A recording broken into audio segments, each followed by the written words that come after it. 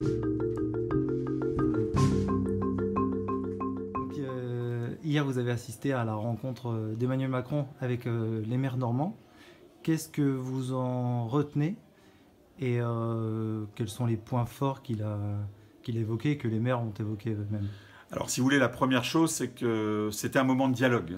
Et ça, c'est quelque chose dont on a besoin aujourd'hui. Je crois qu'il y a tout un tas de mécontentements, d'insatisfaction, de rancœur qui s'expriment de manière parfois violente. Et rien ne remplace le dialogue. Donc, tous les moments, toutes les occasions que nous avons de dialoguer, c'est quelque chose de positif. Je l'ai dit hier à plusieurs personnes et je l'ai entendu aussi dans la bouche de plusieurs maires et peut-être même dans celle du président. On sortira de ce mouvement ensemble et dans le dialogue. C'est-à-dire ensemble, il faut se rassembler, il faut discuter, il faut travailler ensemble, essayer de trouver des solutions collectivement et il faut discuter, il faut dialoguer.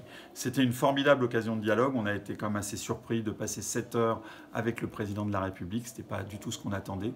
Il y a eu 60 questions qui ont été posées.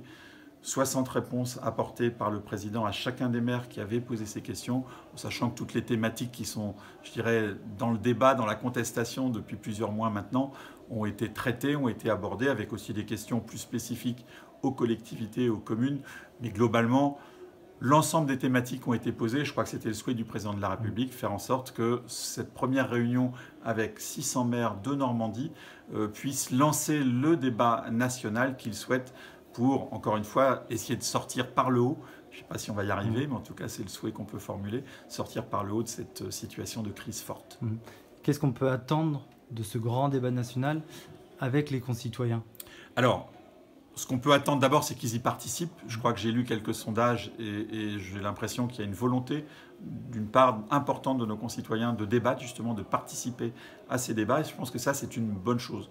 On manque de discussion, il y a des sujets qu'on n'aborde pas, ou on les aborde en situation de crise, situation parfois de violence. C'est pas comme ça qu'on résout les problèmes.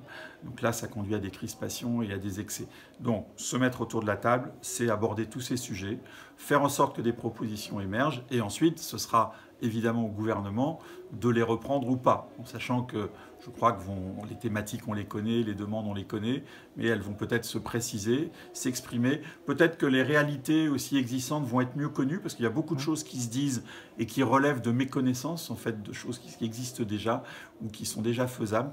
Donc tout ça, le dialogue, c'est pouvoir se mettre autour de la table, discuter avec tout un chacun, avec ceux qui le souhaitent, pour pouvoir partager des informations et débattre le plus sereinement possible pour faire émerger des propositions, des idées. Moi, c'est ce que j'attends de ce dialogue national qui me paraît très important. C'est pour ça que nous, la collectivité, on va s'y engager.